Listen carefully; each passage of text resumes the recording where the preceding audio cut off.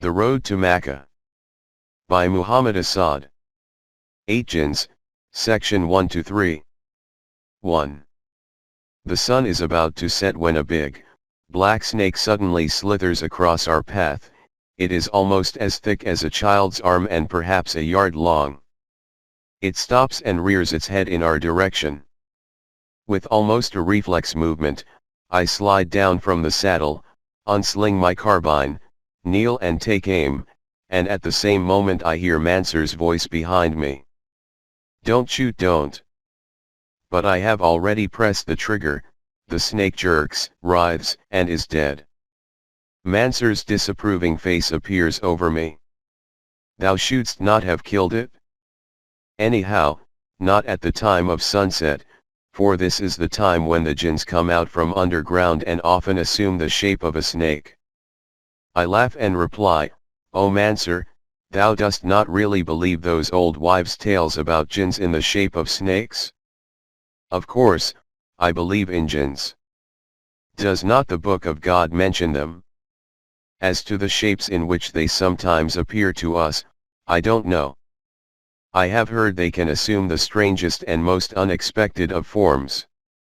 "You may be right, Mansur," I think to myself, for, indeed, is it so far-fetched to assume that, apart from the beings which our senses can perceive, there may be some that elude our perception? Is it not a kind of intellectual arrogance which makes modern men reject the possibility of life forms other than that which can be observed and measured by him? The existence of jinns, whatever they may be, cannot be proved by scientific means. But neither can science disprove the possible existence of living beings whose biological laws may be so entirely different from our own that our outer senses can establish contact with them only under very exceptional circumstances. Is it not possible that such an occasional crossing of paths between these unknown worlds and ours gives rise to strange manifestations which man's primitive fantasy has interpreted as ghosts, demons, and such other supernatural apparitions? As I'll remount my dromedary, playing with these questions with the half-smiling disbelief of a man, whose upbringing has made him more thick-skinned than are people who have always lived closer to nature, Zaid turns with a serious countenance toward me. "Mansur is right, O my uncle. Thou shouldst not have killed the snake. Once, many years back, when I left Hale after Ibn Saud had taken the town, I shot a snake like that one on my way to Iraq. It was also at the time when the sun was setting. A short while afterward, when we stopped to say our sunset prayer, I suddenly felt a leaden weight in my legs and a burning in my head, and my head began to roar like the roar of falling waters, and my limbs became like fire, and I could not stand upright and fell to the ground like an empty sack, and everything became dark around me. I do not know how long I remained in that darkness, but I remember that in the end I stood up again. An unknown man stood to my right and another to my left, and they led me into a great, dusky hall that was full of men who walked up and down in excitement and talked to each other. After a while I became aware that these were two distinct parties, as before a court of justice. An old man of very small size was sitting on a raised dais in the background. He seemed to be a judge or chieftain, or something like that. And all at once I knew that I was the accused. Someone said, "He has killed him just before sunset by a shot from his rifle." "He is guilty," one of the opposing parties retorted, "but he did not know whom he was killing, and he pronounced the name of God when he pulled the trigger." But those of the accusing party shouted, "He did not pronounce it." Whereupon the other party repeated, all together, in chorus, he did praise the name of God." And so it continued for a while, back and forth, accusation and defense, until in the end the defending party seemed to gain their point and the judge in the background decided, he did not know whom he was killing, and he did praise the name of God. "Lead him back." And the two men who had brought me to the hall of judgment took me under the arms again, led me back the same way into that great darkness out of which I had come, and laid me on the ground. I opened my eyes, and saw myself lying between a few sacks of grain which had been piled on both sides of me, and over them was stretched a piece of tent cloth to protect me from the rays of the sun. It seemed to be early forenoon, and my companions had evidently made camp. In the distance I could see our camels grazing on the slope of a hill. I wanted to raise my hand, but my limbs were extremely weary. When one of my companions bent his face over me, I said, "Coffee." For from nearby I heard the sound of the coffee mortar. My friend jumped up. "He speaks, he speaks. He has come to." And they brought me fresh, hot coffee. I asked them, was I unconscious the whole night? And they answered, "The whole night? Full 4 days thou didst not budge. We always loaded thee like a sack onto one of the camels and unloaded thee again at night, and we thought that we would have to bury thee here. But praise be to him who gives and takes life, the living who never dies. So thou seest, O my uncle, one should not kill a snake at sunset." And although half of my mind continues to smile at Zaid's narrative, the other half seems to sense the weaving of unseen forces in the gathering dusk, an eerie commotion of sounds so fine that the ear can hardly grasp them, and a breath of hostility in the air, and I have a faint feeling of regret at having shot the snake at sunset. 2. In the afternoon of our third day out of Hall we stopped to water our camels at the wells of Arja, in an almost circular valley enclosed between low hills. The 2 wells, large and full of sweet water, lie in the center of the alley. Each of them is the communal property of the tribe. The western one belongs to the Harb, the eastern to the Mutair.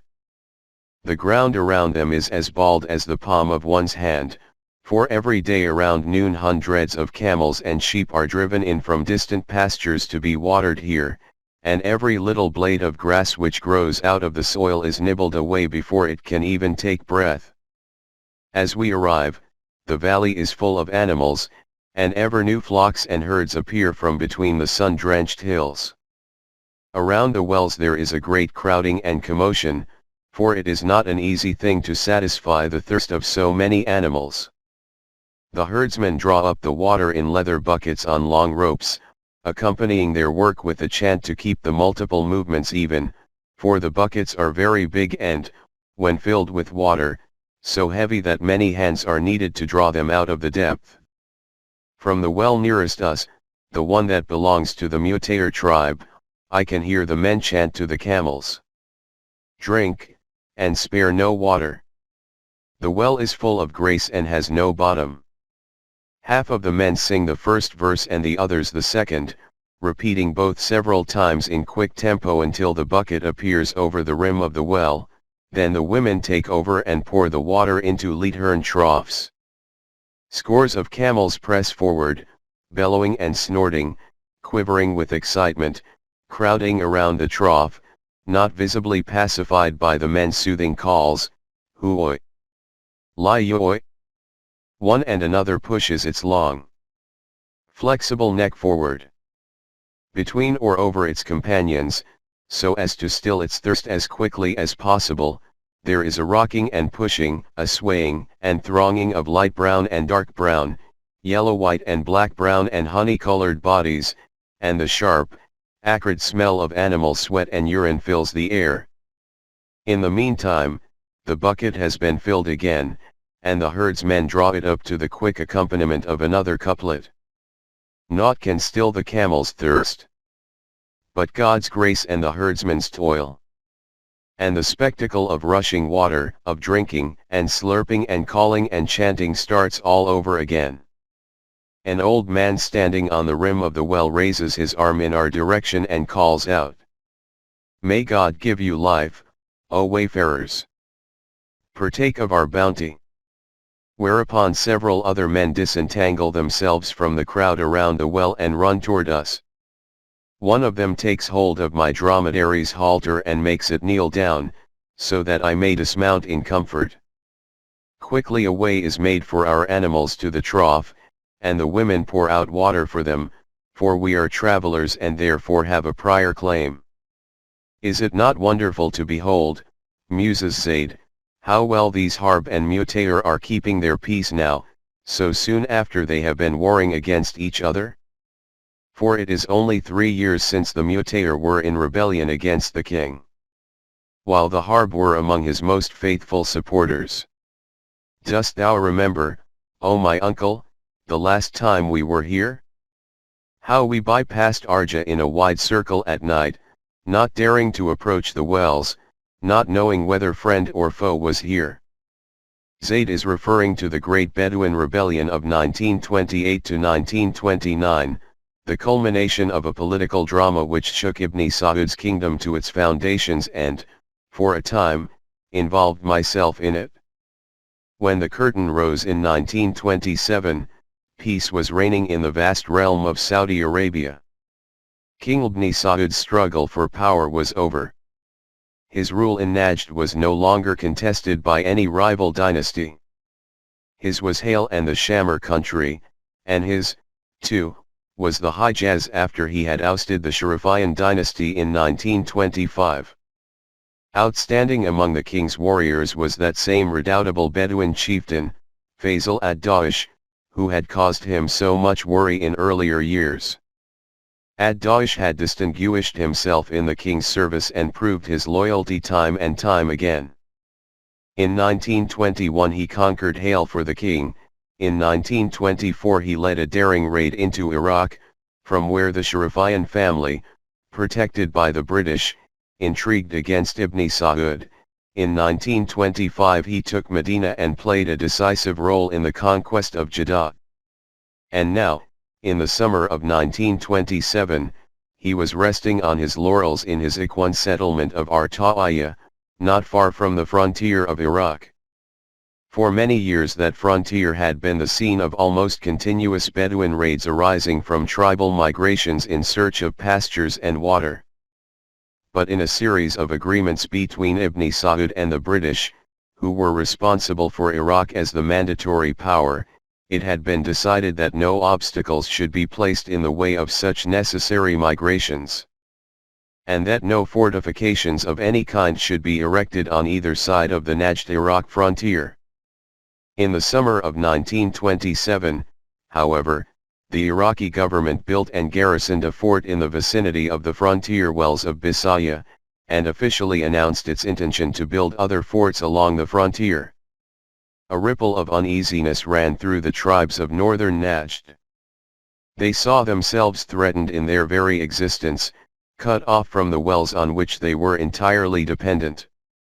Ibn Saud protested against this open breach of agreements, only to receive, months later, an evasive answer from the British High Commissioner in Iraq. Faisal ad-Dawish, always a man of action, told himself, "It may not be convenient for the king to start a quarrel with the British, but I will dare it." And in the last days of October 1927, he set out at the head of his Ikhwan, attacked and destroyed the fort of Bisaya, giving no quarter to its Iraqi garrison. British aeroplanes appeared over the scene, reconnoitered the situation and withdrew, against their habit, without dropping a single bomb. It would have been easy for them to repel the raid, an action to which they were entitled by virtue of their treaties with Ibn Saud, and then to settle the problem of the forts by diplomatic negotiations. But was the British Iraqi government really interested in a speedy, peaceful settlement of the dispute? Deputations from the northern Najdi tribes appeared before Ibn Saud and pleaded for a campaign against Iraq. Ibn Saud energetically refused all such demands, declared ad-Dawish a transgressor, and ordered the Amir of Hale to keep close watch over the frontier regions. The financial allowances which the king was giving to most of the Ikhwan were temporarily cut off from the tribes under ad-Dawish's control, and he himself was bidden to remain at Arta'iyya and there await the king's judgment. The Iraqi government was officially informed of all these measures and notified that ad-Dawish would be punished severely. At the same time, however, Ibn Saud demanded that in the future the frontier treaties be more strictly observed by Iraq. This new conflict could thus have been easily ironed out. But when matters had reached this point, the British High Commissioner let Ibn Saud know that he was sending out an air squadron to chastise ad-Daesh's Ikhwan, who had long since returned to their home territory, and to force them to obedience toward their king. Since at the time there was no telegraph at Riyadh, Ibn Saud sent post-haste a courier to Bahrain, from where a telegram was dispatched to Baghdad, protesting again the proposed measure and invoking the treaties which forbade either party to pursue lawbreakers across the frontier. He stressed that he had no need of British assistance in enforcing his authority over ad-Daesh, and, finally, he warned that a British air action over Najdi territory would have dangerous repercussions among the Ikhwan, who were already sufficiently stirred up. The warning remained unheeded. Toward the end of January 1928, 3 months after the Bisaya incident, a British squadron flew across the frontier and bombed Najdi territory, wreaking havoc among Mutayri Bedouin encampments and indiscriminately killing men, women, children, and cattle. All the northern Ikhwan began to prepare for a campaign of vengeance against Iraq, and it was only thanks to Ibn Saud's great prestige among the tribes that the movement was stopped in time and confined to a few minor frontier skirmishes. In the meantime, the destroyed fort of Bisaya was quietly rebuilt by the British and 2 new forts were erected on the Iraqi side of the border. Faisal ad-Daesh, summoned to Riyadh, refused to come and justify an action which, in his opinion, had been undertaken in the king's own interest. Personal resentment added to his bitterness. He, Faisal ad-Daesh, who had served the king so faithfully and so well, was only Amir of Arta'iyya, which, in spite of the large number of its inhabitants, was no more than an overgrown village. His leadership had been decisive in the conquest of Han, but the king's cousin, Ibn Mas'ud, and not he, had been appointed Amir of Hale. During the Hijaz campaign it was he, ad-Daesh, who besieged Medina for months and finally forced its surrender, but not he had been made its Amir. His passionate, frustrated urge for power gave him no rest. He said to himself, Ibn Saud belongs to the tribe of Anaza and I to the tribe of Mutayr. We are equal to another in the nobility of our descent. Why should I admit to Ibn Saud's superiority? Such reasoning has always been the curse of Arabian history, none will admit that another is better than he. One by one, other dissatisfied Ikhwan chieftains began to forget how much they owed to Ibn Saud. Among them was Sultan Ibn Bujid, Sheikh of the powerful Atayba tribe and Amir of Gotgad, one of the largest Ikhwan settlements in Najd, victor of the Battle of Taraba in 1918 against the forces of Sharif Hussain, conqueror of Taif and Mecca in 1924. Why had he to be content with being no more than Amir of Gotgad? Why had not he, but one of the king's sons, been made Amir of Mecca? Why had he not at least been appointed Amir of Taif? He, like Faisal ad-Daesh, saw himself cheated of what he considered his due, and since he was ad-Daesh's brother-in-law, it appeared only logical for the two to make common cause against Ibn Saud. In the autumn of 1928, Ibn Saud called a congress of chieftains and ulama to Riyadh with a view to solving all these disputes. Almost all tribal leaders came except Ibn Bujid and ad-Daesh. Adamant in their opposition, they declared Ibn Saud a heretic, for had he not made treaties with the infidels and introduced into the lands of the Arabs such instruments of the devil as motor cars, telephones, wireless sets and aeroplanes? The ulama assembled at Riyadh unanimously declared that such technical innovations were not only permissible but most desirable from the religious point of view, since they increased the knowledge and strength of the Muslims, and that, on the authority of the Prophet of Islam, treaties with non-Muslim powers were equally desirable if they brought peace and freedom to Muslims. but the two rebellious chieftains continued their denunciations and found a ready echo among many of the simple Ikhwan, who did not possess sufficient knowledge to see anything but the influence of Satan in Ibn Saud's actions. His earlier failure to impart education to the Ikhwan and turn their religious fervor to positive ends began to bear its tragic fruit. The steppes of Najd were now humming like a beehive. Mysterious emissaries rode on fast dromedaries from tribe to tribe. Clandestine meetings of chieftains took place at remote wells. And, finally, the agitation against the king burst out in open revolt, drawing in many other tribes besides the Mutayr and Ataba. The king was patient. He tried to be understanding. He sent messengers to the recalcitrant tribal leaders and tried to reason with them, but in vain. Central and northern Arabia became the scene of widespread guerrilla warfare. The almost proverbial public security of the country vanished and complete chaos reigned in Najd. Bands of rebel Ikhwan swept across it in all directions, attacking villages and caravans and tribes that had remained loyal to the king. After innumerable local skirmishes between rebel and loyal tribes, a decisive battle was fought on the plain of Sibila, in central Najd, in the spring of 1929. On one side was the king with a large force, on the other, the Mutayr and the Ataba, supported by factions from other tribes. The king was victorious. Ibn Buleddinjad surrendered unconditionally and was brought in chains to Riyadh. Ad-Da'ish was severely wounded and said to be dying.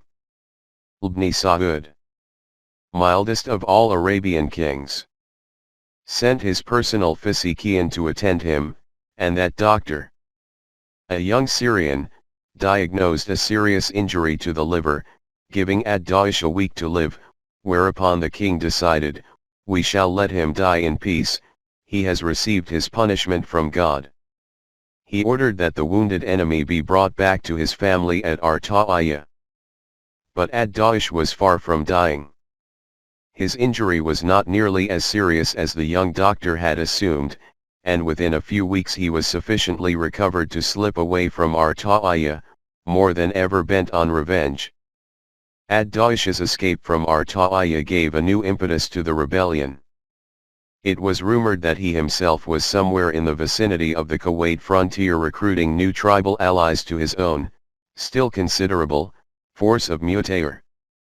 Among the first to join him were the Ayman, a small but valiant tribe living in the province of Al-Hassa near the Persian Gulf. Their sheikh, Ibn Hadlain, was Faisal ad-Da'ish's maternal uncle.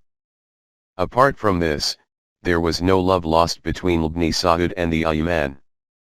Years ago, they had slain the king's younger brother Saad and, fearing his revenge, had migrated to Kuwait. Subsequently Ibn Saud had forgiven them and allowed them to return to their ancestral territory, but the old resentment continued to rankle. It flared up into open enmity when, during negotiations for a settlement, the Ayman chieftain and several of his followers were treacherously murdered in the camp of Ibn Saud's relative, the eldest son of the Amir of Al-Hassa. The alliance of the Ayman with the Mutayr kindled a new spark among the Ataba tribes in central Najd.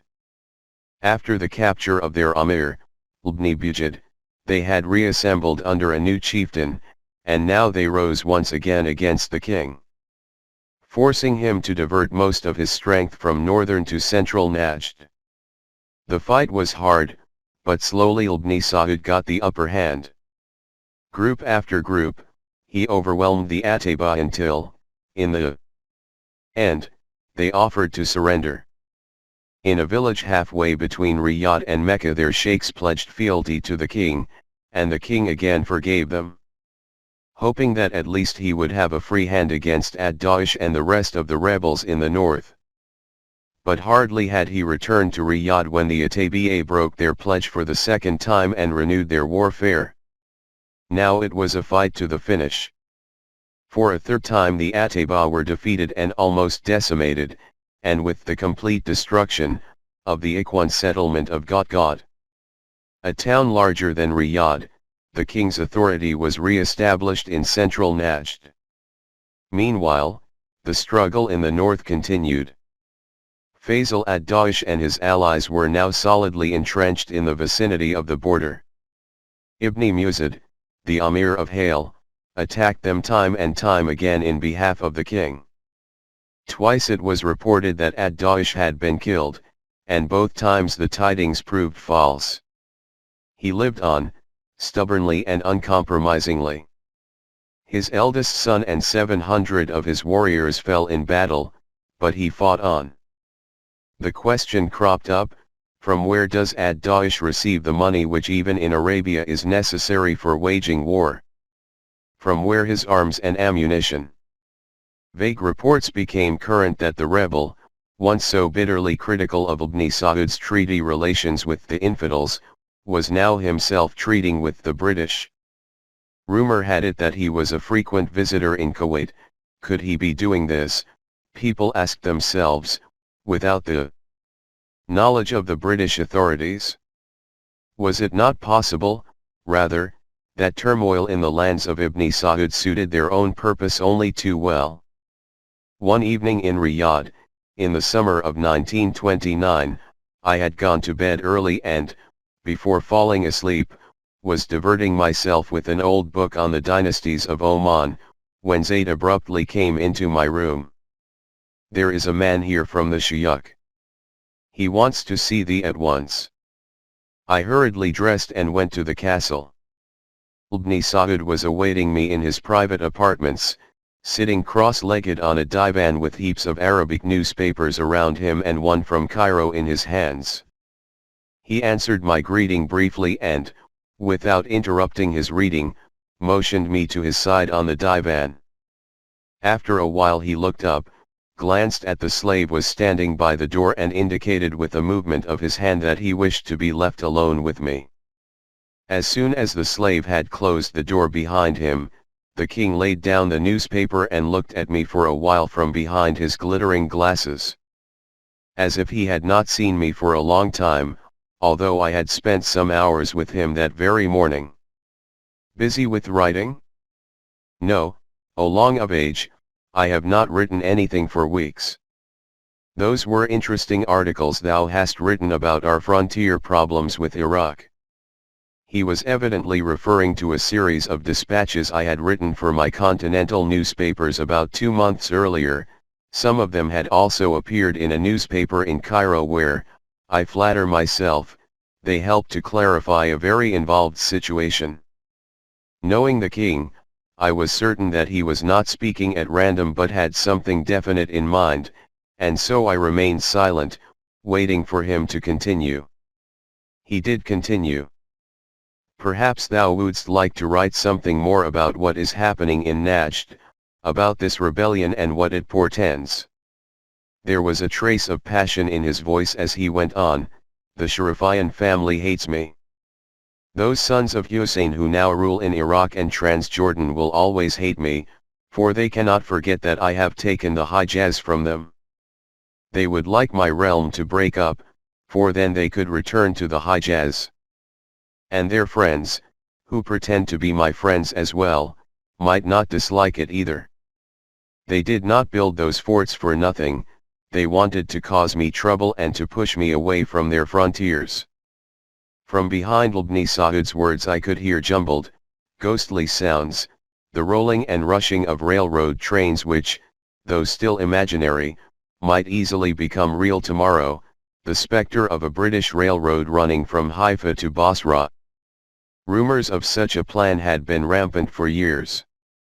It was well known that the British were concerned about securing the land route to India, and this, indeed, was the meaning of their mandates over Palestine, Transjordan, and Iraq.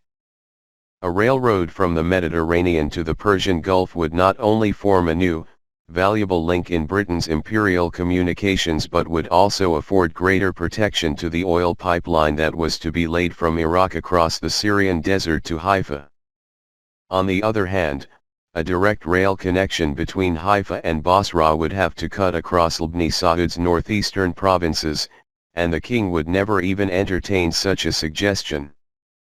Was it not possible that the building of forts along the Iraq-Najd frontier, in flagrant contravention of all the existing agreements, represented the first stage of a carefully devised scheme to bring about enough disturbance within this critical area to justify the establishment of a small, semi-independent buffer state more amenable to the British? Faisal ad-Daesh could serve this purpose as well as, or perhaps even better than, a member of the Sharifian family, for he was a Najdi himself and had a strong following among the Lakhwan. That his alleged religious fanaticism was only a mask was obvious to anyone acquainted with his past. What he really wanted was power alone. There was no doubt that, left to himself, he could not have held out for so long against Ibn Saud. But, had he been left to himself? After a long pause, the king continued, I have been thinking, as everyone has, about the supplies of arms and ammunition that ad-Daesh seems to have at his disposal. He has plenty of them, and plenty of money, too, it has been reported to me. I wonder whether thou wouldst not like to write about these things, I mean, those mysterious sources of ad-Daesh's supplies. I have my own suspicions about them, perhaps even more than suspicions, but I would like thee to find out for thyself all thou canst, for I may be wrong. So that was it? Although the king spoke almost casually, in a conversational tone, it was obvious that he had weighed every word before he uttered it. I looked hard at him. His face, so grave a moment before, broke into a broad smile. He placed his hand on my knee and shook it. I want thee, O my son, to find out for thyself, I repeat, for thyself, from where ad-Daesh is getting his rifles, his ammunition, and the money he is throwing about so lavishly. There is, hardly any doubt in my own mind, but I wish that someone like thee, who is not directly involved, would tell the world of the crooked truth behind ad-Daesh's rebellion. I think thou wilt be able to find out the truth. Ibn Saud knew what he was doing. He has always known that I love him. Although I often disagree with his policies, and never make a secret of my disagreement, he has never withheld his confidence from me and often asks my advice. He trusts me all the more, I believe, because he is well aware that I do not expect any personal gain from him and would not even accept a post in his government, for I want to remain free. And so, on that memorable evening in the summer of 1929, he calmly suggested to me that I should go out and explore the web of political intrigue behind the Lakhwan rebellion, a mission which probably entailed personal risk and certainly could be accomplished only at the cost of strenuous effort. But the Shuyukh was not disappointed in my reactions. Apart from my affection for him and his country, the task which he now entrusted to me seemed to promise an exciting adventure, not to speak of a possible journalistic scoop. Over my eyes and my head be thy command, O long of age, I immediately replied. I shall certainly do what I can. Of that I have no doubt, O Muhammad, and I expect thee to keep thy mission a secret. There may be danger in it. What about thy wife? The wife was a girl from Riyadh whom I had married the previous year, but I was able to assure the king on this point. She will not cry, O Imam, it was only today that I was thinking of divorcing her. We do not seem to suit one another. Ibn Saud smiled knowingly, for divorcing a wife was a thing not unfamiliar to him. But what about other people, thy kinsfolk? There is no one, I believe, who would mourn should anything happen to me, except, of course, Zayd, but he will accompany me in any case, and the things that befall me will befall him as well.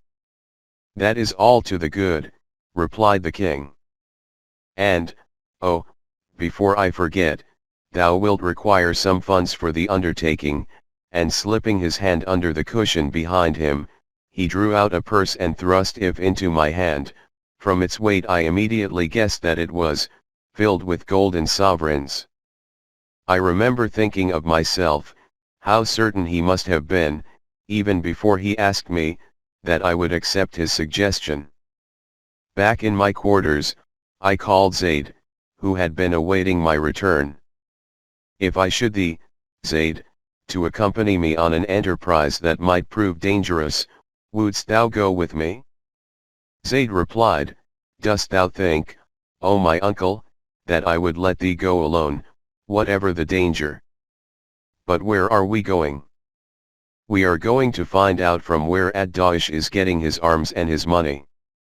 But the king insists that no one should know what we are doing until it has been done, so, thou must be on guard. Zaid did not even bother to reassure me, but turned instead to the more practical question. We can't very well ask Ad-Daesh or his men, how then do we set about it? On my way back from the castle I had been ruminating over this problem. It appeared to me that the best starting point would be one of the cities of central Najd, where there were many merchants who had intimate connections with Iraq and Kuwait. Finally I settled upon Shakra, the capital of the province of Washm, about 3 days' journey from Riyadh, where my friend Abdurrahman as-Sibai might be able to help me. The following day was occupied with preparations for our expedition. As I did not want to attract too much attention to my movements, I cautioned Zaid not to draw provisions, as was customary with us, from the king's storehouses, but to purchase everything we needed from the bazaar. By evening Zaid had collected the necessary assortment of foodstuffs, about 20 pounds of rice, the same amount of flour for bread, a small skin containing clarified butter, dates, coffee beans, and salt. He had also bought 2 new water skins, a leather bucket and a goat hair rope long enough for very deep wells. We were already well provided with arms and ammunition. Into our saddlebags we stuff-fed 2 changes of clothing per man, and each of us wore a heavy abaya which, together with the blankets over our saddles, would serve as covering on cool nights. Our dromedaries, which had spent several weeks at pasture, were in excellent condition.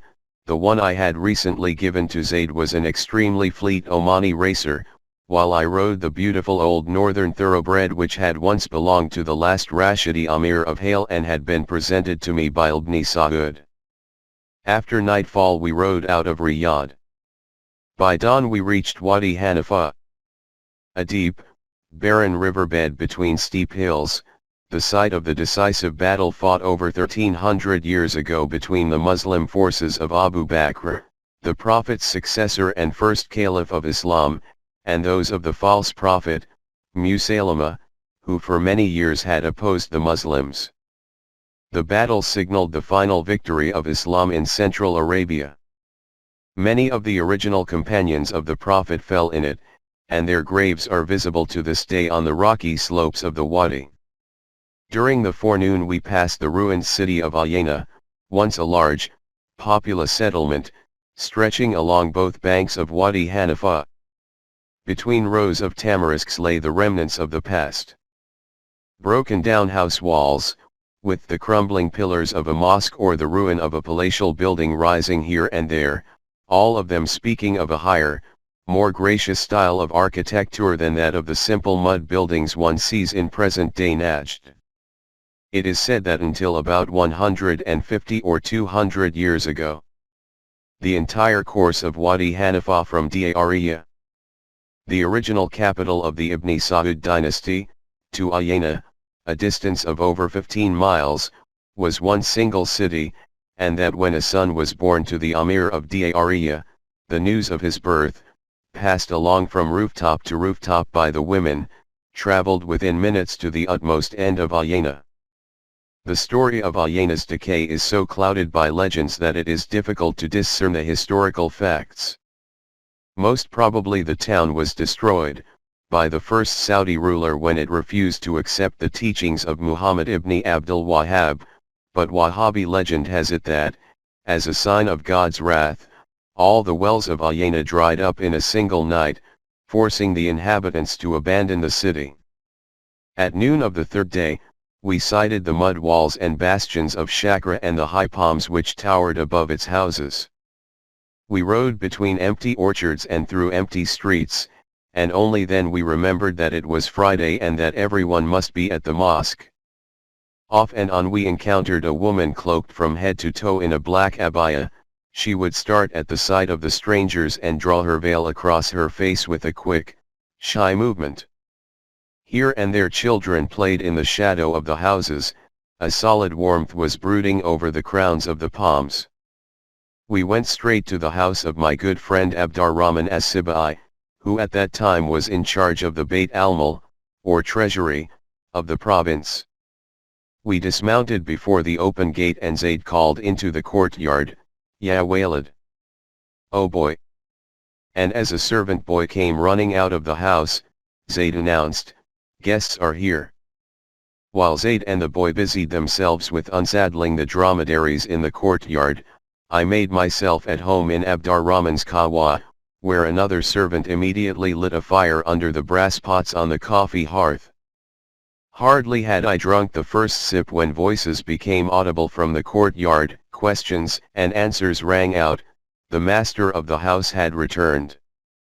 Already from the staircase, still invisible, he shouted his greeting of welcome to me, and then appeared in the doorway with open arms, a delicate little man with a short, light brown beard and a pair of deep-set, humorous eyes in a smiling face. In spite of the heat, he wore a long fur coat under his abaya. This fur coat was one of his most treasured possessions. He never tired of telling everyone who was not already aware of its history that it had once belonged to the former king of the Hijaz, Sharif Hussain, and had fallen into his, Abdurrahman's, hands at the conquest of Mecca in 1924. I cannot remember ever having seen him without that coat. He embraced me warmly and, standing on his toes, kissed me on both cheeks, "Ahlan wa zalan wa marhaba." "Welcome to this lowly house, O my brother. Lucky is the hour that brings thee here." And then came the usual questions, whence, and where to, and how is the king, and was there rain on the way, or didst thou at least hear of rains? The whole traditional exchange of Arabian news. I told him that Anazah, in central Najd, was my destination, which was not quite true but could well have been.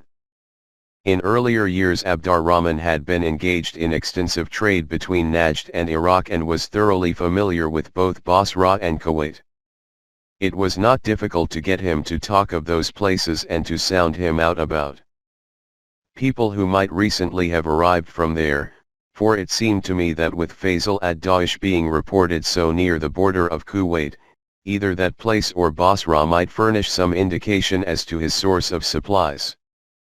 I learned that a member of the well-known Al-Bassam family of Anazah, an old acquaintance of mine, had recently visited Kuwait on the way back from Basra, and, not wanting to expose himself to the hazards of a journey through rebel-infested territory, had returned via Bahrain to Najd.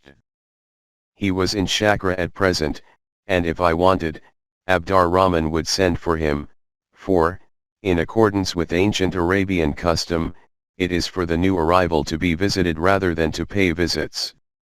Soon afterward, Abdullah al-Bassam joined us in Abdurrahman's kawa.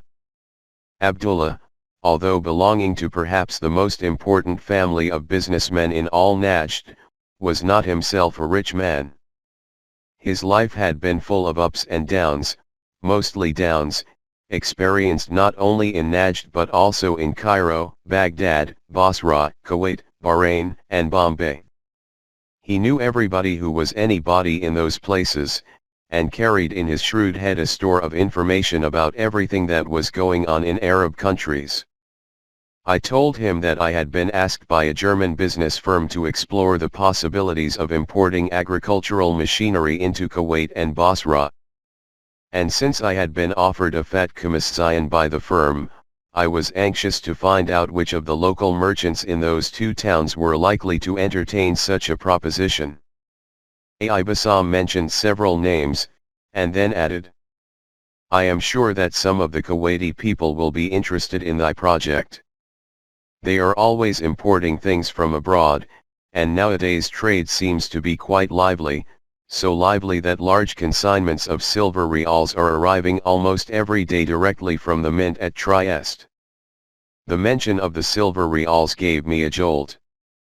This particular kind of real, the Maria Theresa thaler, constituted, side by side with the official Arabian currencies, the chief commercial coinage of the entire peninsula. It was minted at Trieste and sold at its silver value.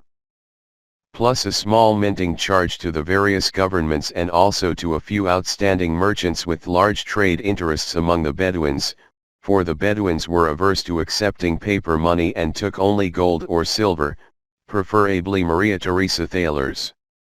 Large imports of these coins by Kuwaiti traders seemed to indicate that a brisk business was going on between them and the Bedouins. Why?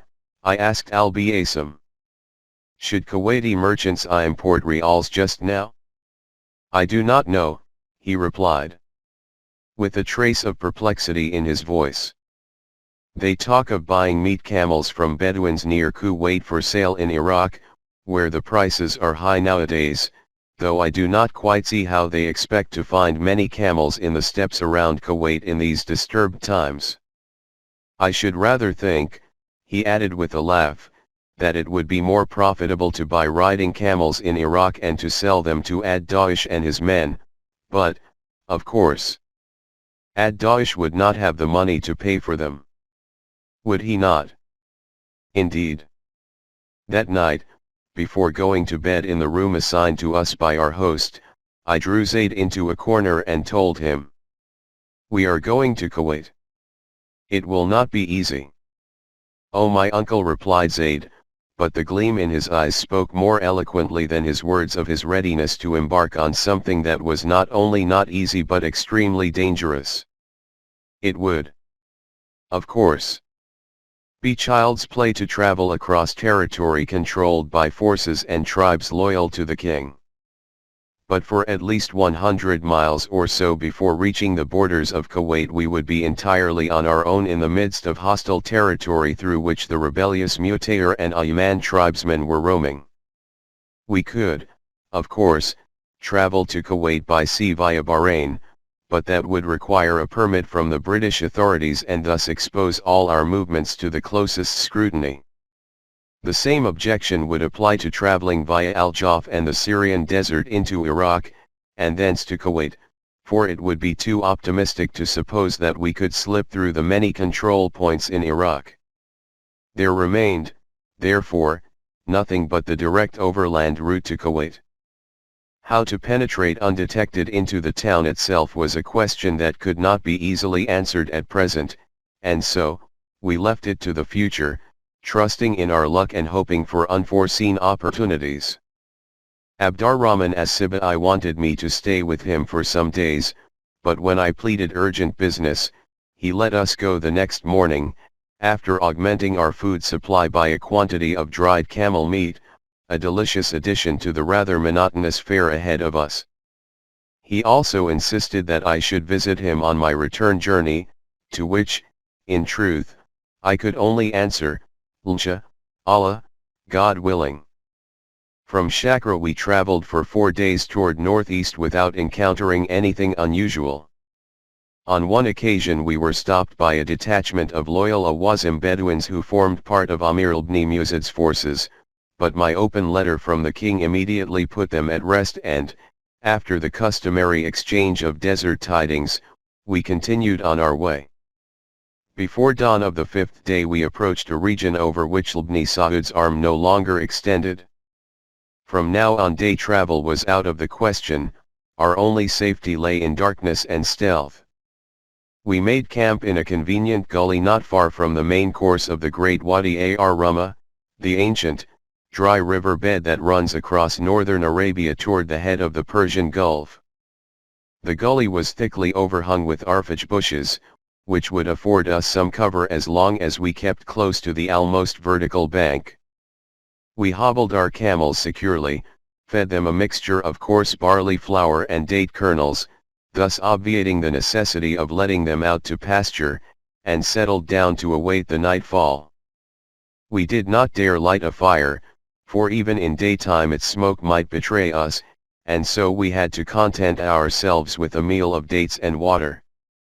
How sound our precautions were became evident in the late afternoon, when the strains of a Bedouin riding chant suddenly struck our ears. We took hold of our camels' muzzles to prevent them from snorting or bellowing, and pressed ourselves, rifle in hand, flat against the protecting wall of the gully. The chanting grew louder as the unknown riders approached. We could already discern the words, La ilaha illallah, La ilaha illallah, there is no God but God, there is no God but God. The usual Laquan substitute for the more worldly travel chants of unreformed Bedouins. There was no doubt that these were Laquan, and in this area they could only be hostile Laquan. After a while they appeared over the crest of a hillock. Just above the bank of the gully, a group of 8 or 10 camel riders slowly advancing in single file. Sharply outlined against the afternoon sky. Each of them wearing the white Laquan turban over his red and white checked kufiya. 2 bandoliers across the chest and a rifle slung on the saddle peg behind him, a somber and forbidding cavalcade, swaying forward and backward, in rhythm with the gait of the dromedaries and the great but now so misused words, La ilaha illallah. The sight was impressive and at the same time pathetic. These were men to whom their faith obviously meant more than anything else in life. They thought they were fighting for its purity and for the greater glory of God, not knowing that their fervor and their longing had been harnessed to the ambitions of an unscrupulous leader in quest of personal power. They were on the right side of the gully as far as we were concerned, for had they been riding on the opposite side, they would have seen us as plainly as we could now see them from beneath the protective overhang of the bushes. When, with the lilt of the creed on their lips, they disappeared from view down the hill, we sighed with relief. They are like jinns, whispered Zaid. Yes, like the jinns who know neither joy of life nor fear of death. They are brave and strong in faith, no one can deny that, but all they dream about is blood and death and paradise. And, as if in defiance of the Laquan's gloomy puritanism, he began to sing, sotto voice, a very worldly Syrian love song, O thou maiden of golden brown flesh. As soon as it was quite dark, we resumed our surreptitious march in the direction of distant Kuwait. Look there, oh my uncle! Zaid suddenly exclaimed. A fire! It was too small a fire for a Bedouin encampment, a lonely herdsman, perhaps. But what herdsman would dare light a fire here unless he were one of the rebels? Still, it would be better to find out. If it was only one man, we could easily take care of him and also, possibly, gather some precious information about enemy movements in the area. The soil was sandy, and the feet of our camels made almost no noise as we cautiously approached the fire. In its light we could now make out the crouching figure of a solitary Bedouin. He seemed to be peering into the darkness in our direction, and then as if satisfied with what he had seen, he rose without hurry, crossed his arms over his chest, perhaps to indicate that he was unarmed, and calmly, without the least appearance of fright, awaited our coming. Who art thou? Zaid called out sharply, his rifle pointed at the ragged stranger. The Bedouin smiled slowly and answered in a deep, sonorous voice, I am a Sulabi. The reason for his calm now became obvious. The strange, gypsy-like tribe, or rather group of tribes, to which he belonged had never taken part in Arabia's almost unceasing Bedouin warfare, enemies to none, they were attacked by none. The Sulaba, Singh, Sulabi, have remained to this day an enigma to all explorers. Nobody really knows their origin. That they are not Arabs is certain. Their blue eyes and light brown hair belie their sunburned skins and carry a memory of northern regions. The ancient Arab historian, tell us that they are descendants of crusaders who had been taken prisoner by Saladin and brought to Arabia, where they later became Muslims, and indeed, the name Sulaba has the same root as the word salib, that is, cross, and salabi, which means crusader. Whether this explanation is correct is difficult to say. In any case, the Bedouins regard the Sulaba as non-Arabs and treat them with something like tolerant contempt. They explain this contempt, which contrasts sharply with the Arabs' otherwise so pronounced sense of human equality, by asserting that these people are not really Muslims by conviction and do not live like Muslims. They point out that the Sulaba do not marry, but are promiscuous like dogs, without consideration even of close blood relationship, and that they eat carrion, which Muslims consider unclean. But this may be a post factum rationalization. I am rather inclined to think that it was the awareness of the Sulaba's racial strangeness that caused the extremely race-conscious Bedouin to draw a magic circle of contempt around them, an instinctive defense against blood mixture. Which must have been very tempting in the case of the Sulaba, for they are, almost without exception, beautiful people, taller than most of the Arabs and of a great regularity of features. The women, especially, are very lovely, full of an elusive grace of body and movement. But whatever the cause, the Bedouins' contempt for the Sulaba has made their life secure, for anyone who attacks or harms them is deemed by his kinsfolk to have forfeited his honor. Apart from this, the Sulaba are highly esteemed by all desert dwellers as veterinarians, saddle makers, tinkers and smiths. The Bedouin, though despising handicraft too much to practice it himself, is nevertheless in need of it, and the Sulaba are there to help him in his need. They are also efficient herdsmen and, above all, unquestioned masters in the art of hunting. Their ability to read tracks is almost legendary, and the only people who can compare with them in this respect are the Almura Bedouins on the northern fringes of the empty quarter. Relieved at finding that our new acquaintance was a Sulabi, I told him frankly that we were Ibn Saud's men, which was quite safe in view of the respect which these people have for authority, and requested him to extinguish his fire. This done, we settled on the ground for a lengthy conversation. He could not tell us much about the disposition of ad-Daesh's forces, for, he said, they are always on the move, like jinns, never resting at one place for long. It transpired, however, that no large concentration of hostile Ikhwan happened to be in our immediate vicinity just now, although small parties were constantly crossing the desert in all directions. An idea suddenly struck me: might we not utilize the Sulabi's instinct for hunting and pathfinding to lead us to Kuwait? Hast thou ever been to Kuwait? I asked him. The Sulabi laughed. Many times. I have sold gazelle skins there and clarified butter and camel wool. Why, it is only 10 days since I returned from there. Then thou couldst perhaps guide us to Kuwait? I mean, guide us in such a manner as to avoid meeting Ikhwan on the way? For a few moments the Sulabi pondered over this question, then he replied hesitantly, I might, but it would be dangerous for me to be caught by the Ikhwan in thy company. I might, though, but it would cost thee a lot. How much?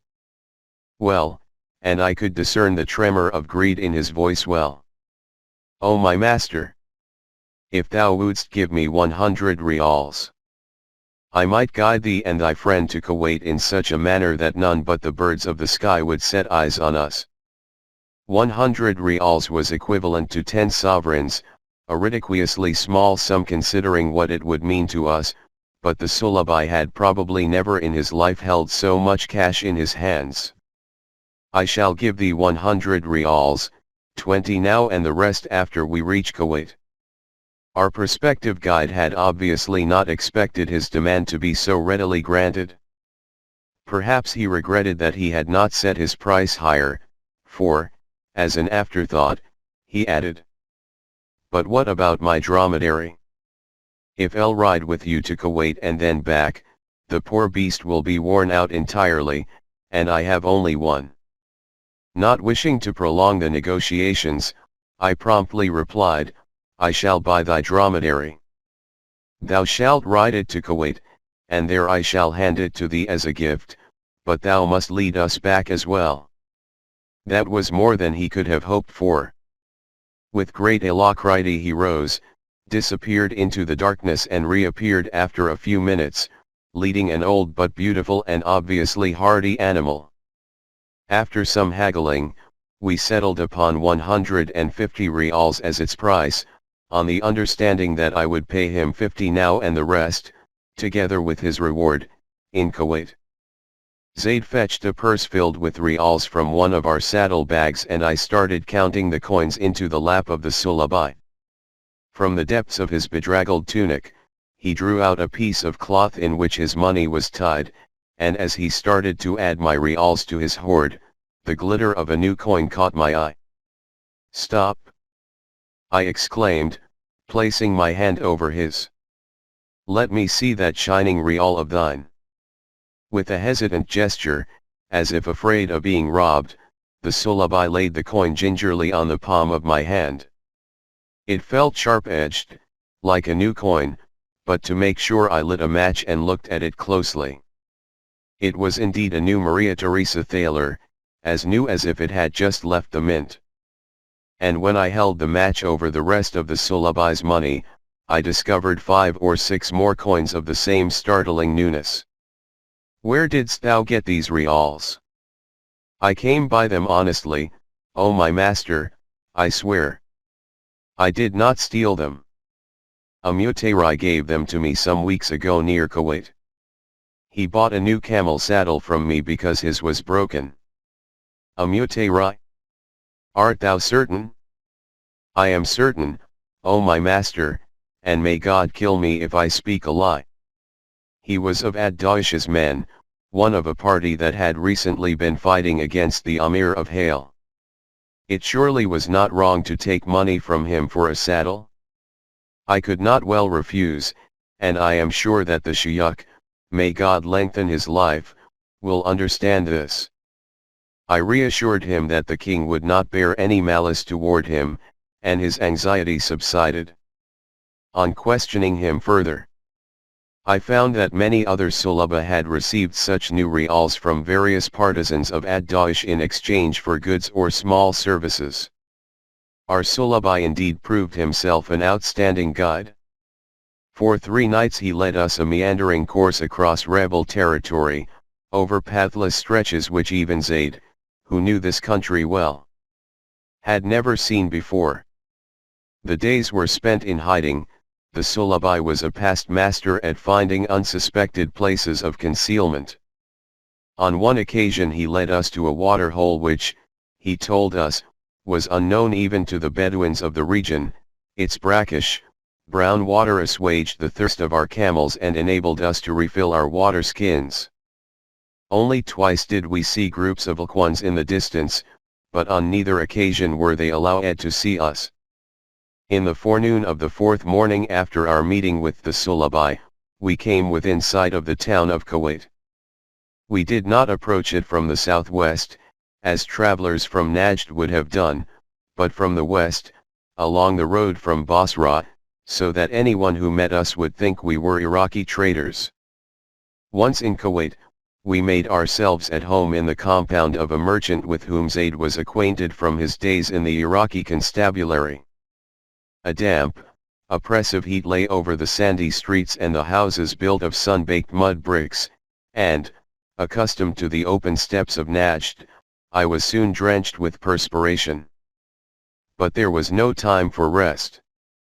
Leaving the Sulabi in charge of the camels, with the strict injunction not to mention to anyone from where we had come, Zaid and I proceeded to the bazaar to make our preliminary investigations.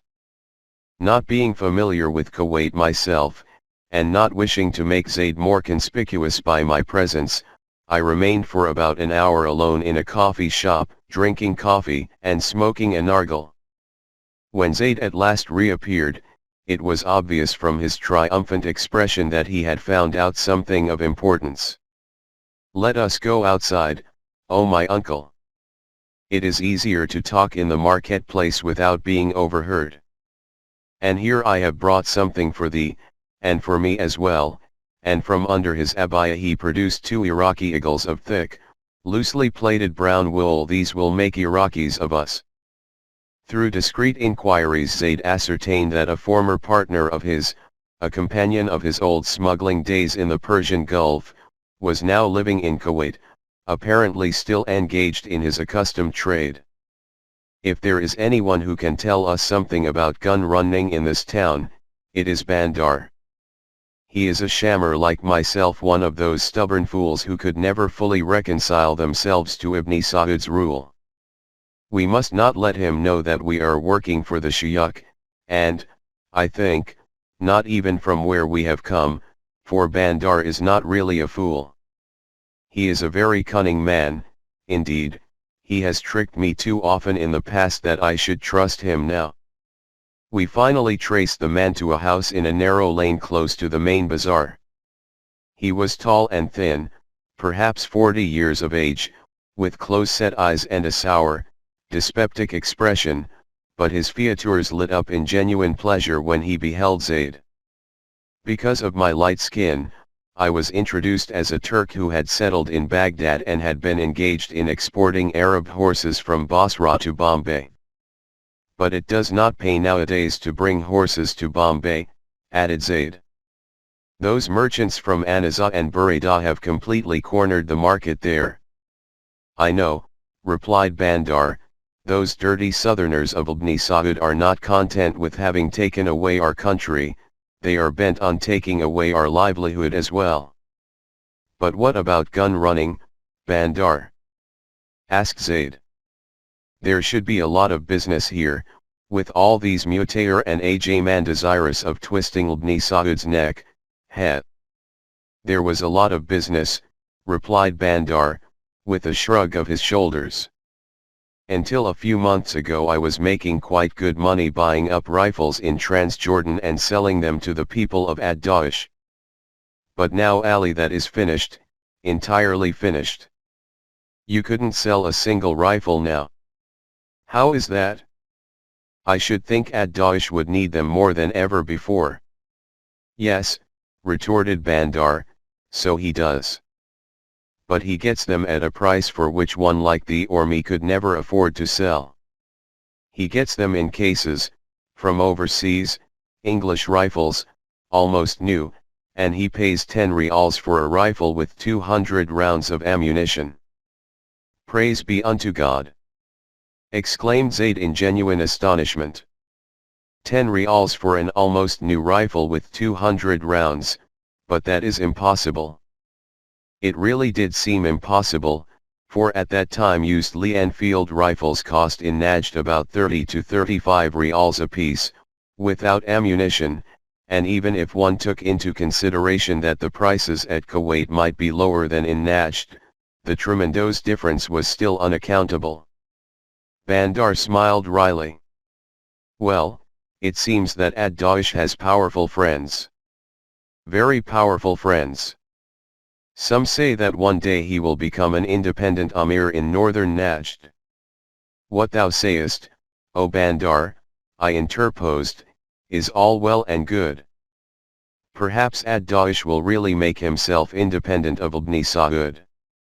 But he has no money, and without money even the great Alexander could not have built a kingdom."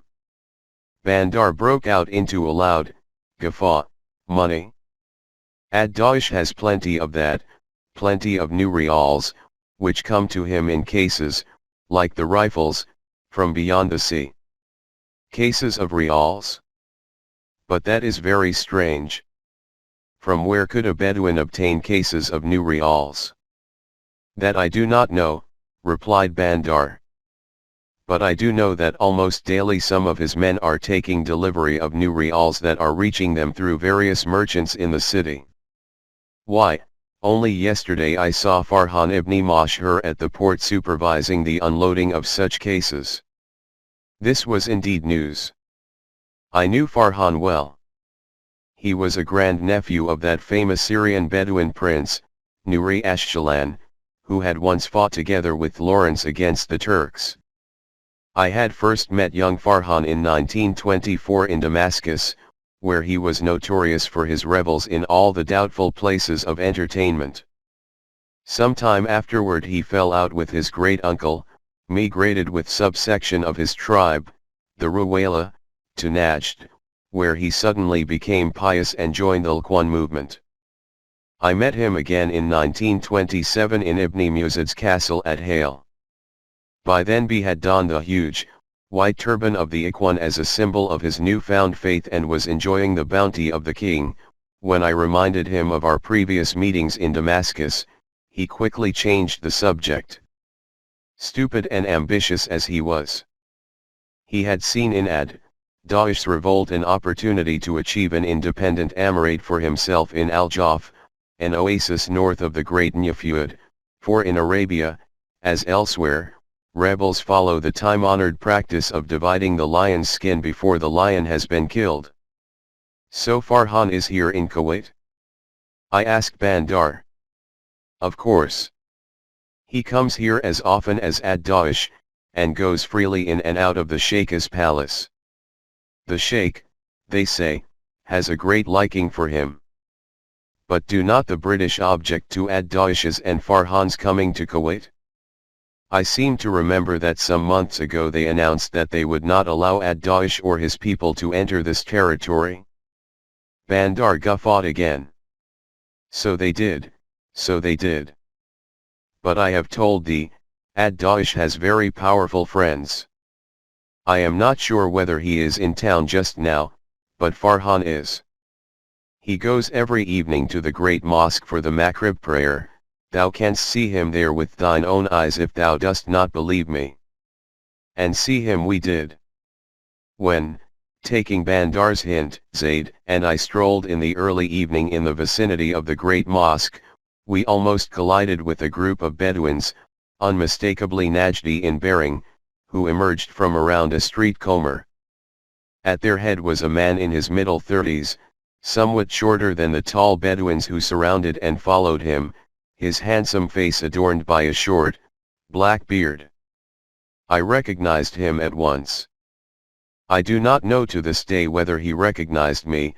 His eyes met mine for a moment, swept over me with a puzzled expression, as if he were trying to recall a dim memory, and then turned away, and an instant later he and his retinue were lost in the throng of people moving toward the mosque.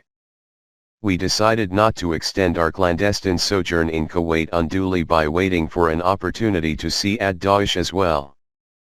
Bandar's revelations were confirmed by Zaid's adroit inquiries from other acquaintances in the town.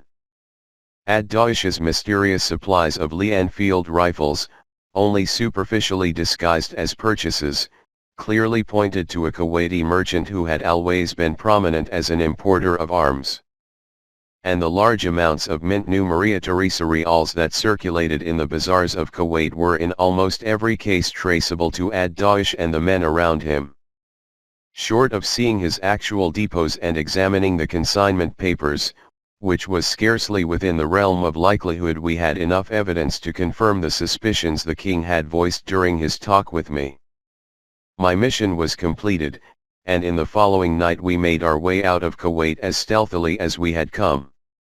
During Zaid's and my investigations in the bazaars, our Sulabai had found out that there were no rebel groups at the moment to the south of Kuwait. And so to the south we went, in the direction of Al-Hassa province, which was firmly under the control of the king. After 2 strenuous night marches, we encountered, not far from the coast, a detachment of Banu Hajar Bedouins who had been sent out by the Amir of Al-Hassa to reconnoiter the latest positions of the rebels, and in their company we re-entered loyal territory.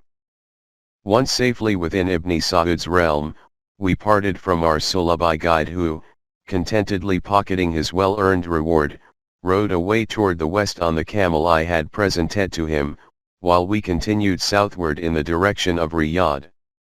The series of articles which I subsequently wrote made it clear for the first time that the rebels were being supported by a great European power. They pointed out that the basic aim of these intrigues was to push Ibn Saud's frontiers southward and, ultimately, to convert his northernmost province into an independent principality between Saudi Arabia and Iraq, which would allow the British to build a railway line across its territory. Apart from this, ad-Da'ish's rebellion offered a welcome means to bring about so much confusion in Ibn Saud's kingdom that he would be in no position to resist, as he had hitherto done. Britain's demands for two important concessions, one of them being the lease of the Red Sea port of Rubig, north of Jeddah, where the British had long wanted to establish a naval base, and the other, control of that sector of the Damascus-Medina railway which runs through Saudi territory. A defeat of Ibn Saud at the hands of ad-Da'ish would have brought these schemes well within the realm of practical possibility. A flash of sensation followed the publication of my articles in the European and Arabic, mainly Egyptian, press, and it may well be that the premature disclosure of all that secret planning contributed something to its subsequent frustration. At any rate, the plan of a British railway from Haifa to Basra was allowed to lapse into oblivion in spite of the large sums which appeared to have been spent for preliminary surveys and was never heard of again. What happened afterward is a matter of history. That same summer of 1929, Ibn Saud protested to the British against the freedom accorded ad-Da'ish to purchase arms and ammunition at Kuwait. Since he had no tangible proof that these arms were being supplied by a foreign power, the king could protest only against the sales as such. The British authorities replied that it was the traders in Kuwait who were supplying arms to the rebels, and that Britain could do nothing to stop this, since in the Treaty of Jeddah of 1927 they had lifted their embargo on the import of arms to Arabia. If Ibn Saud wanted, they said, he too could import arms via Kuwait. When Ibn Saud objected that the very same treaty obliged both Britain and Saudi Arabia prevent in their territories all activities directed against the security of the other party, he received the answer that Kuwait could not be termed British territory since it was an independent sheikhdom with which Britain had no more than treaty relations. And so, the civil war continued. In the late autumn of 1929, Ibn Saud personally took the field, this time determined to pursue ad-Da'ish even into Kuwait if, as had always been the case in the past, that territory remained open to the rebels as a refuge and base for further operations. In the face of this determined attitude, which Ibn Saud took care to communicate to the British authorities, they apparently realized that it would be too risky to pursue their game further. British aeroplanes and armored cars were sent out to prevent ad-Da'ish from retreating again into Kuwaiti territory. The rebel realized that his cause was lost, never would he be able to withstand the king in open battle, and so, he started to negotiate. The king's terms were crisp and clear: the rebel tribes must surrender, their arms, horses, and dromedaries would be taken away from them, ad-Da'ish's life would be spared, but he would have to spend the rest of his days in Riyadh. Ad-Da'ish, always so active and full of movement, could not resign himself to inaction and immobility. He refused the offer. Fighting a last-ditch battle against the overwhelming forces of the king, the rebels were completely routed. Ad-Da'ish and a few other leaders, among them Farhan ibn Mashhur and Naif Abu Kilab, chieftain of the Ayman, fled to Iraq. Ibn Saud demanded ad-Da'ish's extradition. For a time, it seemed that King Faisal of Iraq would refuse his demand by invoking the ancient Arabian law of hospitality and sanctuary, but finally, he gave in. Early in 1930, ad-Da'ish, seriously ill, was handed over to the king and brought to Riyadh. When after a few weeks it became obvious that this time he was really dying, Ibn Saud, with his customary generosity, had him brought back to his family at Arta'iyah, where his stormy life came to an end. And once again peace reigned in the realm of Ibn Saud. And once again peace reigns around the wells of Arja. May God give you life, O wayfarers. Partake of our bounty. Calls out the old Mutayri Bedouin, and his men help us to water our camels. All grudges and enmities of the so recent past seem to be forgotten, as if they had never been. For the Bedouins are a strange race, quick to flare up in uncontrollable passion at even imaginary provocations, and just as quick to swing back to the steady rhythm of a life in which modesty and kindness prevail, always heaven and hell in close proximity.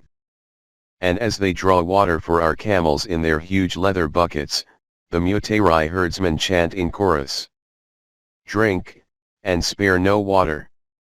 The well is full of grace and has no bottom. 3. On the 5th night after our departure from Hale, we reach the plain of Medina and see the dark outline of Mount Uhud. The dromedaries move with tired step, we have a long march behind us, from early morning deep into this night. Zayd and Mansur are silent, and I am silent in the moonlight. The city appears before us with its crenellated walls and the slim, straight minarets of the Prophet's mosque. We arrive before the gate which, because it faces north, is called the Syrian. The dromedaries shy before the shadows of its heavy bastions, and we have to use our canes to make them enter the gateway. Now I am again in the city of the Prophet, home after a long wandering, for this city has been my home for several years. A deep, familiar quiet lies over its sleeping, empty streets. Here and there a dog rises lazily before the feet of the camels. A young man walks by singing, his voice sways in a soft rhythm and fades away in a side lane. The carved balconies and oriel windows of the houses hang black and silent over us. The moonlit air is lukewarm like fresh milk. And here is my house. Mansur takes leave to go to some friends, while we two make, the camels kneel down before the door. Zayd hobbles them without a word and begins to unload the saddlebags. I knock at the door. After a while I hear voices and footsteps from within. The shine of a lantern appears through the fanlight, the bolts are drawn and my old Sudanese maidservant, Amina, exclaims joyfully. Oh, my master has come home.